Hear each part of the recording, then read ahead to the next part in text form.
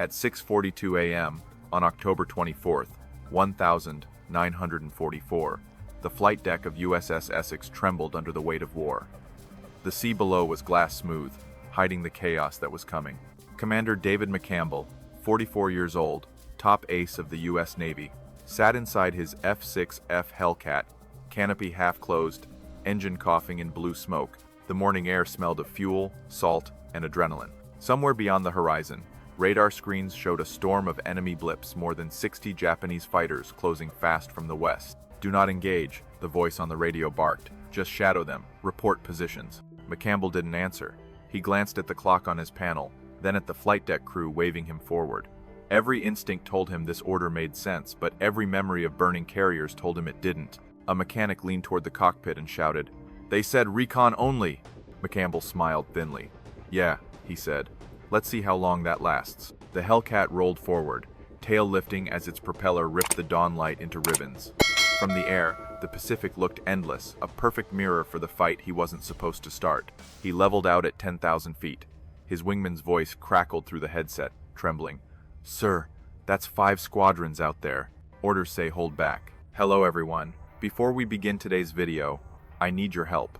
We've noticed that the channel is losing traction, and subscribing is one of the best ways you can help us. It's quick, free, and allows us to continue bringing you great content. Your support means everything. Let's keep this channel growing collectively. Where are you watching from? Drop your city or country in the comments below. Thank you very much. McCampbell's reply was calm, almost quiet. "Orders don't see what I see." Through the canopy, he spotted the first formation of Zeros, glinting silver in the sun, diving toward the fleet. He pushed the throttle forward. The Hellcat roared like something alive, nose tilting toward the impossible. In that second, the line between obedience and survival vanished. They told him not to fight. He was about to prove why sometimes the only way to obey history is to break the rules. The sun was still climbing when McCampbell's Hellcat leveled off at 10,000 feet, the blue horizon stretching like a sheet of steel. Below him, the Pacific shimmered calm and indifferent, but the radio net was alive with clipped voices, warnings, bearings, and call signs that sounded more like prayer than communication. To the north, a thin silver wall of Japanese aircraft was descending in waves, sunlight flashing across their wings like the blink of razors. 60 fighters, maybe more, each one armed and ready, moving with a precision that made the air itself feel hostile. The air control officer aboard the Essex repeated the same order that had already burned into his headset. "Do not engage, maintain altitude, observe and report." The command was logical, almost reasonable. McCampbell had fought enough battles to know when the odds were impossible, but logic had a sound, and so did fear, and fear was what he heard now through every trembling voice on the frequency. The carrier group below was still recovering aircraft. Decks were cluttered with planes refueling, rearming, and not ready to fight. If those Zeros reached them first, the Essex would burn before the first American fighter could launch. He glanced over his shoulder. His wingman, Ensign Roy Rushing, was holding formation, eyes wide behind the canopy glass.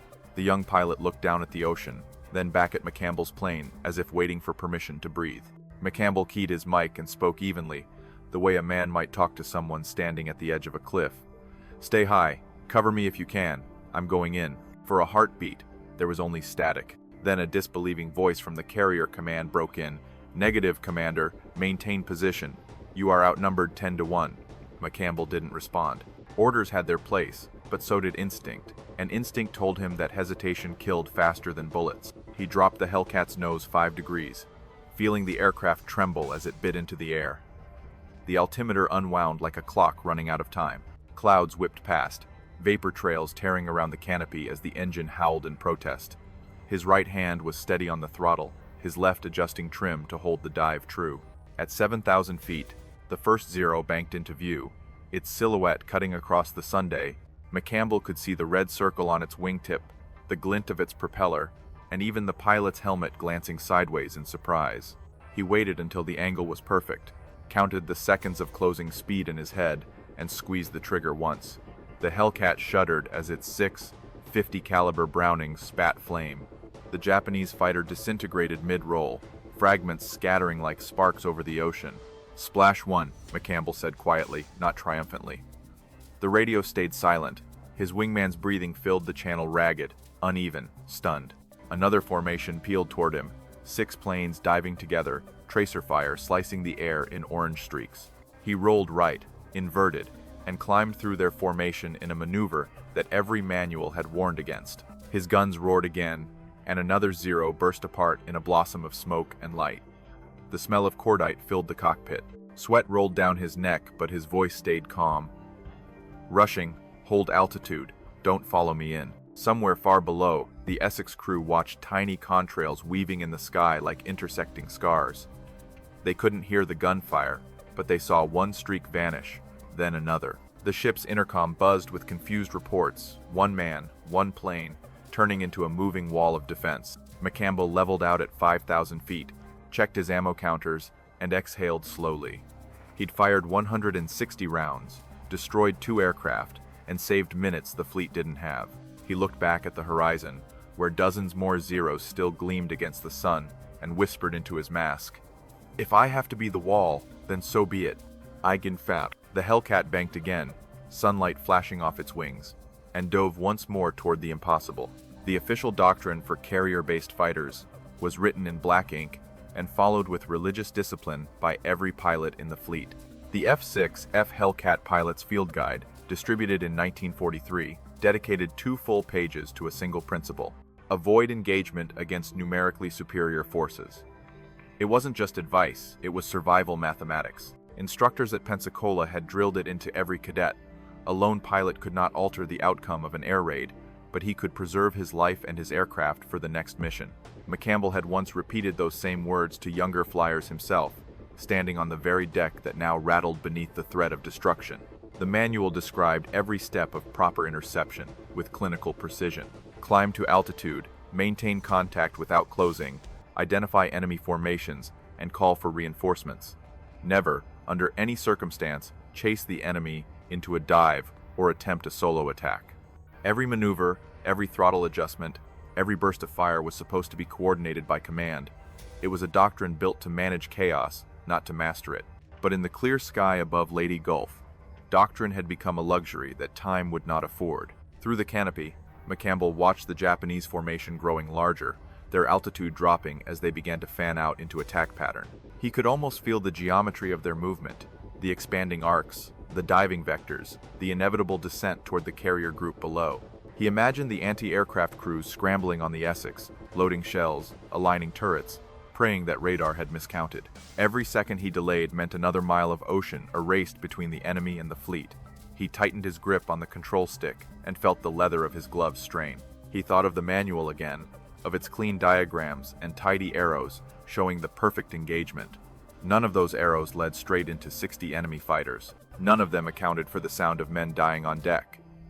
Doctrine was designed for balance, but war punished hesitation. The command channel filled with overlapping voices, operations officers, air control, and other pilots still circling high above. "Hold position, Commander," one voice repeated. "We can vector support from task group 38.3 inches, 7 minutes. 7 minutes. In 7 minutes, the Essex would be under fire." McCampbell's eyes narrowed as his altimeter needle trembled. The line between obedience and conscience was so thin it felt invisible. He had studied the enemy long enough to know their weakness wasn't numbers but predictability. The Zero was light, fast, but fragile. Its wings crumpled under sustained fire, and its pilots relied on formation discipline as much as the Americans relied on orders. Break their pattern, and the swarm became a storm of confusion. He had seen it happen once before at the Philippine Sea, one reckless dive scattering a dozen enemies who suddenly had no leader to follow. He looked down again, saw the silver arcs turning toward the fleet, and made his decision. With a steady breath, he thumbed the radio switch. "All divisions, maintain position," he said. "Do not follow. I repeat, do not follow." The tone was calm, absolute. It was the kind of voice men obeyed even when they didn't understand why. Then he pushed the throttle forward until the engine roared in protest, nose tilting downward into the blinding Sunday. The Hellcat began its descent steady, deliberate, a blue spear against the gold of morning. The G-force pressed him into his seat, the world narrowing to the trembling sightlines of his gun sight. The manual's words echoed faintly in his head. Avoid engagement against superior numbers. He allowed himself a small, humorless smile and whispered through clenched teeth, "Let's rewrite that." All. Below him, the enemy formation widened in shock, their tight geometry unraveling as one lone fighter dove straight into the center of their sky. The doctrine that governed every Hellcat pilot's hand was born from order, precision, and the illusion that chaos could be measured. At Pensacola, the instructors had called it structured survival. Each maneuver had a reason, each turn a mathematical certainty. McCampbell remembered the chalk dust on blackboards, the smell of oil and canvas, and the voice of an old commander tracing diagrams of enemy approaches with the patience of an engineer. The rule was simple. When outnumbered, altitude was life, energy was survival, and restraint was courage. A pilot who attacked without support was not brave, he was a liability. The F6F Hellcat itself was built for that philosophy. Heavy, armored, and brutally reliable, it was designed to outlast rather than outmaneuver. Its 6 Browning machine guns could shred aluminum, but its bulk demanded discipline. Every pilot learned the same routine. Climb to 15,000 feet, patrol in a 2-plane weave, identify bogeys, radio command, wait for orders. The throttle was to be moved in increments, never slammed forward. Gunfire was to be measured 2-second bursts only, calculated, not emotional. The manuals called it the orchestration of control. It was elegant on paper, efficient in classrooms, and utterly blind to what happened when the sky turned red. McCampbell had lived by those words once, trusting that doctrine and logic were enough to bring men home. But the war had changed, and so had he. The Japanese no longer attacked in predictable waves. They came in clusters, uncoordinated, desperate, but more dangerous for it. He had watched younger pilots freeze under perfect instruction, their hands following procedure while their instincts screamed to run. The manual never mentioned fear. It never described what it felt like to hear your oxygen line rattle or smell the smoke from a burning carrier while waiting for permission to defend it. In his mind, he could still hear an instructor's voice. Patience wins wars. A fighter who acts alone becomes debris. Yet patience had a cost that numbers couldn't record. It cost ships, crews, and the quiet souls who trusted their leaders to know when a rule stopped saving lives and started costing them. That morning over Leyte Gulf, the gap between theory and reality had become too wide to ignore. The enemy formation ahead moved with mechanical beauty, rows of zeros banking in unison, their shadows rippling across the clouds like synchronized predators. According to the manual, McCampbell should have stayed above them, reported their course, and waited for reinforcements to intercept. He could have watched from a safe distance, logged the encounter, and returned home with a perfect report and an intact conscience. But safety had its own kind of guilt. He adjusted his flaps slightly, feeling the Hellcat's weight shift beneath him, the airframe humming with restrained power. Every muscle in his arm wanted to pull back on the stick, to climb, to obey the book. But the book wasn't staring at 60 aircraft streaking toward the fleet below. The book didn't bleed, didn't burn, didn't drown. He thought of the Essex, her deck crowded with men refueling planes, unaware that death was already descending. He imagined the explosions that would follow if he waited even a minute longer. His jaw tightened as the wind screamed against the canopy. The doctrines and diagrams that once defined him dissolved into instinct, replaced by the simplest equation he had ever understood. One man, one choice, one chance. He steadied his breath, felt the vibration of the engine merge with his pulse, and whispered a line his instructor had never written in any manual. Control means nothing without courage. Then he pushed the throttle to its stop, the roar of the Hellcat rising above the static, and dived straight into the rulebook's forbidden pages. The flaw in the system wasn't cowardice or incompetence. It was faith. Faith in procedure, in technology, in the idea that war could be standardized. The U.S. Navy's entire tactical doctrine had been engineered for predictability, for battles fought on clean maps with lines and arrows that always behaved. It assumed radar would see everything, radios would never jam, and orders would reach men before death did. But war had no patience for assumptions. Over Leyte Gulf that morning, the very systems designed to protect the fleet were beginning to collapse. McCampbell's radar operator on the Essex could see the enemy swarm on his screen, but the equipment was flickering, distorted by tropical heat and interference from nearby islands. Blips merged, split, vanished. Some contacts appeared twice, others not at all.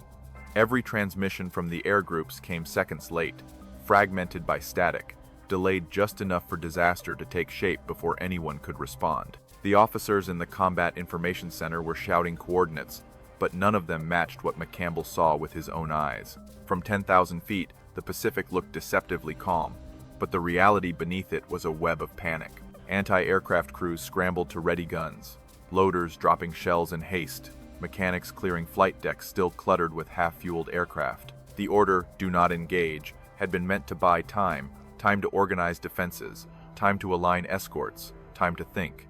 But time was the one commodity disappearing faster than fuel. McCampbell understood that no doctrine could anticipate a breakdown this complete. He had flown enough missions to know that communication was always the first casualty. Radios failed, compasses jammed, orders got lost somewhere between authority and action. In those moments, leadership stopped being about rank and started being about nerve. The manual had no chapter for that.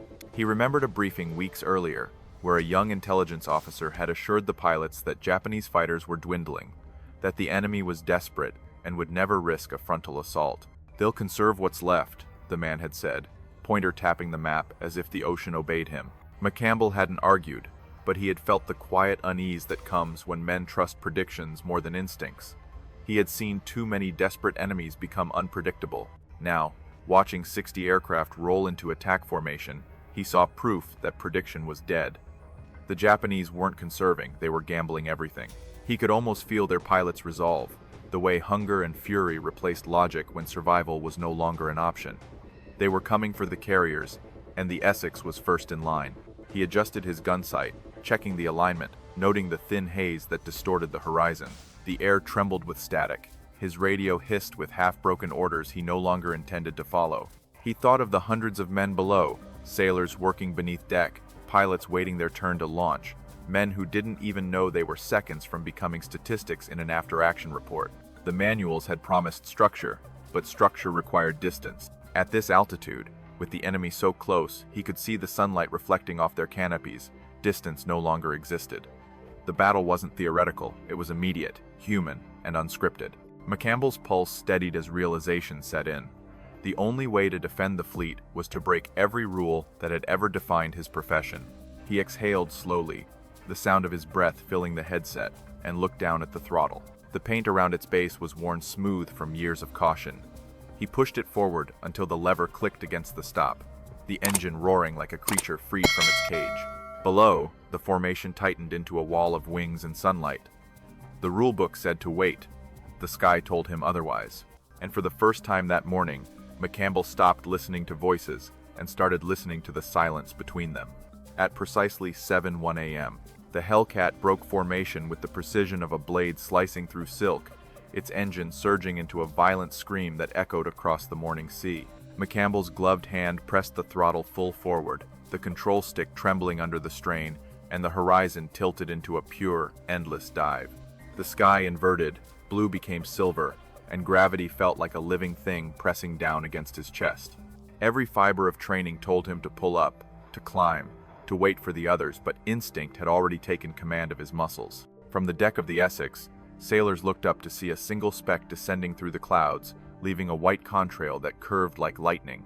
The radar operators couldn't believe it. No squadron, no formation, just one man accelerating toward 60 enemy aircraft with the calm inevitability of gravity itself. In the cockpit, McCampbell's breathing synchronized with the rhythmic vibration of the engine.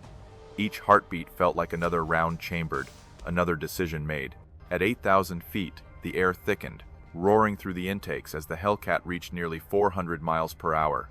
His wings began to shudder from compression, the frame rattling as if warning him of the limits he was about to break. He adjusted trim with micro-movements, his left hand steady, his right locked on the trigger. Through the gun sight, the enemy formation filled the glass like a living storm, dozens of Zeros glinting, turning, unaware that death was already in motion among them. "Rushing! Stay back," he said into the radio, his tone low but absolute. "Do not follow." The wingman's voice cracked through static. "Sir, there are too many. I pray." "There are always too many," McCampbell replied, eyes never leaving the gun sight. The first burst of tracers cut the sky into burning lines. 2 Zeros banked sharply, confused, their pilot searching for a squadron that didn't exist. McCampbell's second volley ripped through them before they could recover. One exploded into orange fire, spinning like a comet into the sea. The other disintegrated mid-climb, leaving only a brief echo of smoke curling behind its broken wings. The sky erupted in chaos. Enemy radio chatter, faint, frantic, indecipherable, filled his headset. He could sense the confusion spreading through their formation as each pilot tried to locate the phantom that had appeared from above.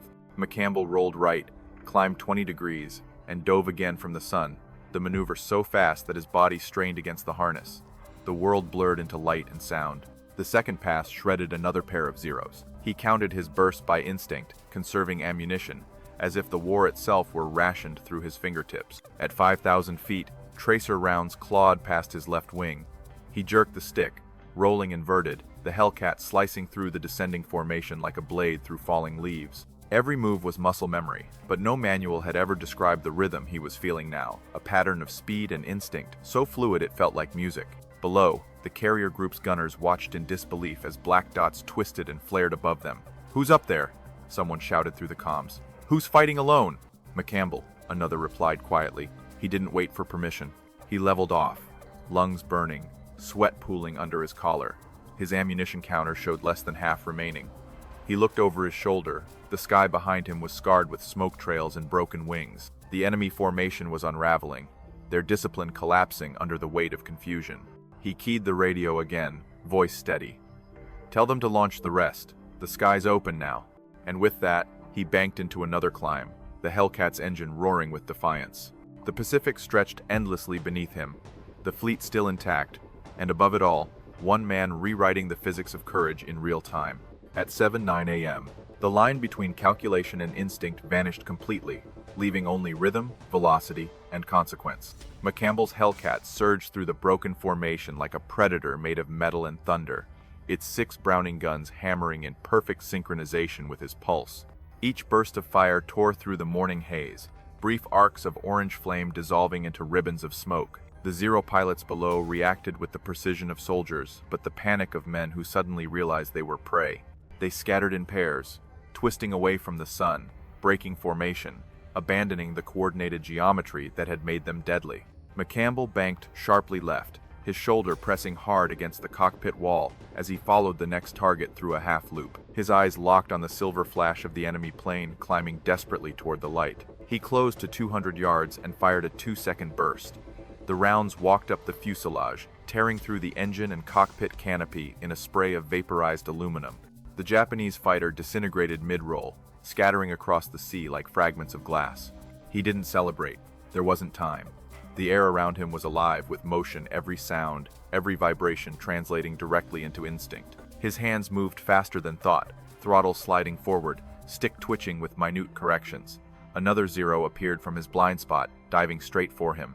He caught it in peripheral vision, kicked the rudder, and rolled left into a descending spiral. The enemy's tracers carved through the empty air, where he'd been half a heartbeat earlier. McCampbell leveled out low, reversed, and climbed again, feeling the Hellcat respond as though it shared his determination. At 4,000 feet, the sun flashed across his canopy, momentarily blinding him. He squinted into the glare, caught the shadow of 2 more Zeros circling to regroup, and turned into them instead of away. The maneuver was suicidal by every standard head-on engagement against superior numbers, but he had already stopped believing in standards.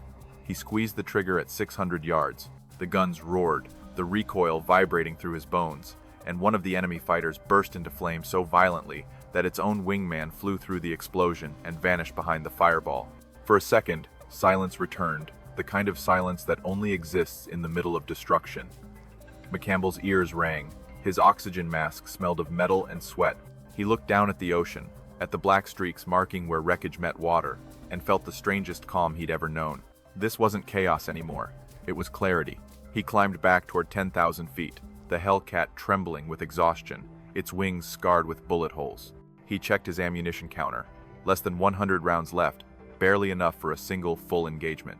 Yet the remaining Japanese fighters were faltering, breaking into smaller groups, their discipline unraveling like fabric under strain. For the first time, the sky belonged to him. "Rushing," he called over the radio, voice low but steady. "The swarm's losing shape. Hit the stragglers when you can." His wingman's answer came through the static, half disbelief, half awe. "Sir, you've cleared the center. They're pulling back." He glanced at the clock on his panel, 17 minutes since his first dive. 17 minutes that had rewritten what one aircraft could do against an army. The manual had promised that bravery, without coordination, was useless. McCampbell was proving that courage, when paired with precision, could bend mathematics itself. He banked once more toward the east, scanning the horizon where thin columns of smoke rose from the wreckage below. The morning sun was higher now, the clouds glowing gold and crimson where fire met vapor. He adjusted trim, exhaled, and whispered a line meant only for himself. "Let's finish what they said couldn't be done." Aye. The Hellcat turned gently, its nose tilting toward the next wave of attackers. The battle wasn't over, but for the first time since dawn, survival no longer felt impossible, it felt inevitable. By 7:23 a.m., the air over Leyte Gulf had turned into a vast, swirling arena where instinct and physics danced in perfect defiance. McCampbell's Hellcat no longer moved like a machine. It flowed, almost alive, responding to every shift of his breath and every flicker of motion outside the canopy. Somewhere in the rhythm of diving and climbing, of firing and climbing again, he had found a pattern, a secret pulse in the chaos that the textbooks had never taught. The trick wasn't speed alone, it was how to spend it. Each dive gave him velocity. Each climb turned that velocity into altitude, and altitude became time. Time to think, time to strike again. He realized that the Hellcat's heavy frame, once considered its weakness, was actually its greatest weapon. Its weight stored energy like a pendulum, letting him convert every second of gravity into firepower. The maneuver was simple in principle, but nearly impossible in execution. Dive from above, shoot, then climb sharply while bleeding just enough speed to stay out of reach. Done wrong, it would stall. Done right, it turned one man into a perpetual motion weapon. The Japanese pilots couldn't match it. Their Zeros, light and agile, lost momentum in every climb. They turned faster but bled altitude with each roll. McCampbell used that flaw like a surgeon uses a scalpel. Every time he attacked, he struck from above and retreated into the sky before their guns could find him. From the fleet below, it looked like he was disappearing and reappearing, an apparition of steel, diving, striking, and vanishing into sunlight. "Energy fighting," he muttered, half to himself, half to the sky. The term didn't exist yet, but the concept was forming with each maneuver he flew. He was no longer dogfighting, he was solving equations written in smoke and speed. At the top of every climb, he had a moment of stillness where the horizon flattened and the noise fell away. Then he'd roll into another dive, letting gravity pull him toward the next target, as if the Earth itself wanted vengeance. The Hellcat's guns roared again, their recoil punching through his arms, the vibration so steady it felt like heartbeat. The smell of cordite filled the cockpit, sharp and metallic. Another Zero exploded into fragments below, its wings spinning free before disappearing into the sea. McCampbell didn't count the kills. Numbers no longer meant anything. What mattered was momentum, the unbroken cycle of movement that kept him alive. Between dives, he caught flashes of the Essex far below, her deck glinting in the sunlight, still untouched. For the first time, he realized that every second he stayed aloft was a second the fleet lived. The understanding brought no pride, only focus. He trimmed the aircraft, corrected his angle, and prepared for another run.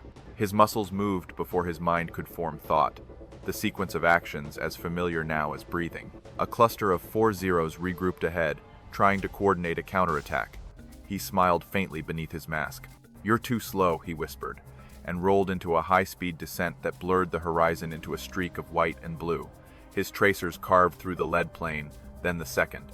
The remaining two broke formation, one diving, one climbing, the same mistake repeated in perfect symmetry. He followed the climber, overtook it, and fired until the canopy burst outward in a flash of flame. As he leveled out, the radio crackled with the voice of his wingman, almost reverent. "Sir, I think they're running." McCampbell didn't answer. He looked down at the burning fragments, at the black stains spreading across the Pacific, and exhaled through the mask. The discovery wasn't just tactical, it was philosophical. He had learned that survival wasn't about following rules or breaking them, it was about understanding the air better than anyone else alive. In that instant, as his Hellcat climbed once more into the morning light, David McCampbell wasn't just fighting, he was inventing a new way to win. By 7:47 a.m., the battle above Leyte Gulf had shifted from desperation to revelation. What had begun as one man's defiance was now transforming into doctrine, though no one yet realized it. McCampbell's solo assault had shattered the enemy's rhythm and, in doing so, exposed something deeper, a flaw not only in Japanese tactics but in the Navy's own understanding of air combat. His wingman's voice, once hesitant and fearful, now carried a different tone entirely, a mix of awe, urgency, and imitation. Rushing was watching, learning, repeating. The impossible was being copied in real time. From the deck of the Essex, commanders and deck crews tracked the dogfight through binoculars, their disbelief turning into calculation. The Combat Information Center, once a hub of static and confusion, began charting McCampbell's maneuvers like a new form of language. The operators noticed a pattern in the chaos dives that began steep, broke off early, and always ended above the enemy's return fire. His altimeter readings, transmitted intermittently by telemetry, showed oscillations too deliberate to be random. "He's using gravity as fuel," one officer muttered, staring at the plot board as if seeing flight physics for the first time. The term zoom climb spiral was scribbled into a notebook, then circled twice. Within hours, that name would become shorthand among flight instructors for a principle no manual had ever captured: energy equals survival. But in that moment, on that morning, it was still just instinct, one pilot's private understanding of how to turn fear into momentum. McCampbell had no awareness of the theories forming below him. He was too busy surviving. His ammunition was nearly gone, his left wing riddled with holes, but the pattern held. Dive, fire, climb, reset. Each loop sustained its own logic. When his guns clicked empty, he used his sheer presence to scatter the remaining fighters, diving toward them as if still armed. The illusion worked. The enemy peeled away, disoriented, breaking formation entirely. He had turned psychology into weaponry, forcing fear where numbers once ruled. At 8:02 a.m., the last Zero fled east, smoke trailing from its engine, its pilot too shaken to continue. The air fell silent except for the low rumble of McCampbell's engine and the faint crackle of radio chatter from the fleet. The battle had lasted just under an hour. In that time, he had downed 9 confirmed aircraft, an unprecedented tally for a single mission, and cleared the skies over the task group. Down below, officers compared notes. Every radar trace, every gun camera reel, every altitude fluctuation was logged with obsessive precision. The results defied doctrine but demanded explanation. When McCampbell landed on the Essex, the deck erupted in cheers, though he heard none of them. He climbed from the cockpit slowly, helmet tucked under his arm, uniform drenched with sweat. The flight officer approached him, still holding the latest copy of the carrier's engagement manual, its edges fluttering in the sea breeze. "What the hell did you just do up there?" he asked. McCampbell wiped the oil from his gloves and replied with dry understatement, "I stopped doing what the book told me." The officers didn't laugh.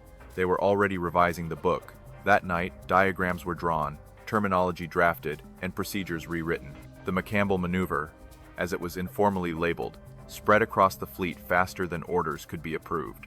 Pilots began practicing it in simulators, replicating the pattern of controlled dives and powered climbs that had saved the Essex. What had started as disobedience was now protocol.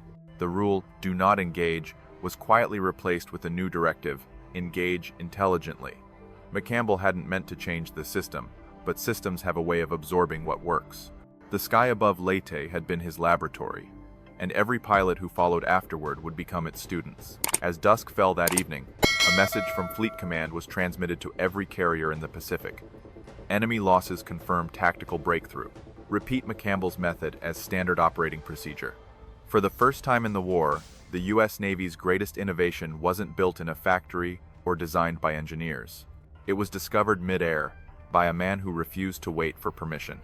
By the afternoon of October 24th, 1944, the Pacific sky above Leyte Gulf had gone quiet, but its silence was heavier than thunder. On the deck of the USS Essex, smoke still lingered from spent ammunition, and the scent of burnt oil mixed with sea air. Crewmen moved like ghosts between aircraft, counting bullet holes, refueling engines, and whispering in disbelief about what they had just witnessed. 9 enemy fighters downed in a single mission. It sounded like myth until the gun camera footage began to play. The flickering black and white film confirmed everything. 1 Hellcat, 1 pilot, and an unbroken chain of kills. Inside the Combat Information Center, officers clustered around the map table as technicians synchronized radar logs with air engagement data. The results were staggering. In less than an hour, McCampbell had eliminated an entire attacking squadron, broken the momentum of a coordinated Japanese strike, and saved the fleet from certain destruction. Analysts calculated the loss ratio: 9 confirmed kills, no American casualties, and stared at the figure in stunned silence. It was mathematically impossible, yet there it was, glowing in the dim light of the plotting room. When McCampbell was debriefed, his tone remained steady, almost indifferent. He described the fight as if he were recounting maintenance steps: dive angle, throttle response, ammunition count. But the language of his report was different from any that had come before. Instead of tactics, he spoke of energy flow, of altitude as currency, of speed as armor. The intelligence officer taking notes hesitated, unsure how to translate instinct into doctrine. But the numbers did the talking. 9 kills, 34 total confirmed in 2 months. A single pilot responsible for crippling the air arm of the Imperial Navy during the largest naval battle in human history. By evening, word of McCampbell's sortie had reached Admiral Halsey's flagship, USS New Jersey. The message was short, unsigned, and precise. McCampbell engagement confirms superiority of Hellcat energy tactics. Recommend immediate integration fleet-wide. Within 24 hours, every carrier in Task Force 38 received revised combat orders emphasizing aggressive interception, vertical maneuver, and autonomy in decision-making. What had once been disobedience was now official strategy. The shift rippled through the Pacific like a wave. Pilots who had been trained to wait for instructions were suddenly told to think like predators, to measure not distance but energy, to control the rhythm of battle instead of reacting to it. Combat instructors began referring to McCampbell's flight as the turning point of the air war, the moment when the U.S. Navy stopped surviving and started dominating. In Washington, the Bureau of Aeronautics studied the gun camera reels frame by frame, calculating firing angles, roll rates, and G-loads. Engineers at Grumman used the data to refine control surfaces and strengthen the Hellcat's airframe. They called it combat feedback engineering, the process of redesigning a weapon around the instincts of the man who wielded it best. McCampbell's flight became a blueprint, not just for machines but for mindset. The numbers continued to climb. By the end of the Leyte campaign, Japanese air power in the region was effectively annihilated. Over 1,500 aircraft destroyed. American losses barely 1/10 of that. In every briefing room across the Pacific, one statistic stood apart from the rest. 9 in 1 sortie. It was written in chalk on blackboards, printed in after-action reports, and whispered in ready rooms as both fact and legend. But for McCampbell, validation didn't come from medals or headlines. It came from the sound of the deck beneath his boots when he landed intact, alive, his ship still floating. He didn't need numbers to confirm what he already knew, that the real equation of war wasn't measured in kills or victories, but in seconds, the seconds you seized when everyone else hesitated. That night, as he stood alone on the observation deck watching the sun sink into the Pacific, the horizon glowed faintly orange with the distant fires of retreating fleets. The sky he had once fought to survive was now his proof, not of heroism, but of truth. Sometimes the math of survival can only be solved by defying the men who wrote it. History would remember October 24th, 1944, as a battle, but for the Navy, it became something else, entirely a recalibration of what courage meant. The reports of McCampbell's flight circled the Pacific faster than the wind itself, carried from one ready room to another, retold by pilots who spoke his name with the same disbelief reserved for legends. The older officers called it an anomaly, a miracle of circumstance.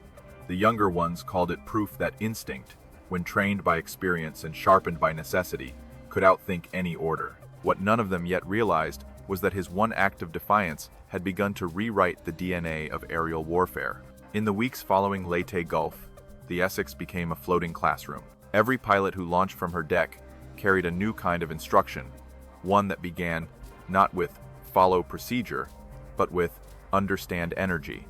They studied McCampbell's gun, camera footage, as if decoding scripture. Frame by frame, instructors pointed to the subtleties of his movements, the half-second throttle feather, the climb that saved momentum, the angle of attack that maximized lift without stalling. These were not heroic gestures. They were equations turned human. Each maneuver proved that intuition, when informed by physics, could outperform any manual written in an office thousands of miles away. Even the engineering teams began to adapt their philosophy. Grumman's designers analyzed his dive profiles and altered the next generation of Hellcats and Bearcats to sustain greater aerodynamic stress at high speeds. They strengthened the tail assembly, reduced control lag, and adjusted the wing flaps to handle sharper zoom climbs, mechanical echoes of one man's instinctive discovery. If the machine can match the pilot, one engineer wrote in his notes, then maybe courage can be built into the design. McCampbell, meanwhile, never called himself a hero. He spent the months after Leyte flying escort missions, instructing new pilots, and quietly refining the maneuvers that now bore his name. When asked how he had learned them, he would simply answer, "The sky teaches fast." To him, survival was a conversation between man and machine, between logic and intuition, where hesitation had no place. His defiance had not been rebellion. It had been understanding. By early 1945, the Navy's training doctrine officially integrated independent engagement flexibility, a bureaucratic phrase that tried to contain something too human to quantify. Pilots were encouraged to think dynamically, to trust judgment as much as protocol. The McCampbell Maneuver became part of every tactical syllabus, its diagrams hand-drawn on chalkboards across flight schools from San Diego to Guam. Instructors quoted his sortie like scripture: "Dive fast, shoot short, climb high, and never fight gravity. Make it fight for you." When the war ended later that year, McCampbell returned home to a country that struggled to understand the quietness of its heroes. Reporters asked him what it felt like to down 40 enemy planes. He answered without flourish, "It felt like staying alive." For him, the numbers had always been incidental. What mattered was that his men returned to the deck and the fleet kept floating. The rest, the medals, the honors, the rank, were just noise. In 1945, he was awarded the Medal of Honor, presented not for aggression but for mastery. The citation described conspicuous gallantry and intrepidity. Yet those words failed to capture what he had truly done. He hadn't merely fought the enemy. He had fought the limits of doctrine, of design, of imagination. The real victory wasn't 9 kills in a day or 40 in a career. It was proving that innovation could come from a cockpit, not a command center. And as naval aviation evolved into the jet age, instructors continued to teach his principles under new names. They no longer spoke of disobedience. They spoke of initiative. The spirit was the same. One man's refusal to wait for permission had become an entire generation's permission to think. When the Pacific finally quieted, and the engines that once shook the ocean were reduced to museum silence, the legend of David McCampbell outlived the noise. He returned home not as a symbol of victory, but as a reminder of what victory actually required. Not obedience, not luck, but the clarity to act when everything else froze. In the official histories of the U.S. Navy, his sortie over Leyte Gulf is described in numbers. 9 kills, 1 mission, 40 confirmed over his career. But numbers never tell the temperature of courage. They can't measure the moment a man chooses to risk everything he's been trained to protect. On calm nights, years later, McCampbell would sit quietly on his porch in Florida, the hum of distant aircraft occasionally passing through the humid air. He rarely spoke about that morning in 1944. When he did, it wasn't about combat or victory, it was about silence. The silence before the dive, before the first shot, before the point where gravity turned into willpower. "You don't hear courage," he once told a young reporter. "You feel it, like a drop in pressure before a storm." The interviewer wrote those words down, not realizing they explained every lesson the manuals had missed. The Navy never officially called his actions disobedience. Bureaucracy has a way of renaming rebellion once it works.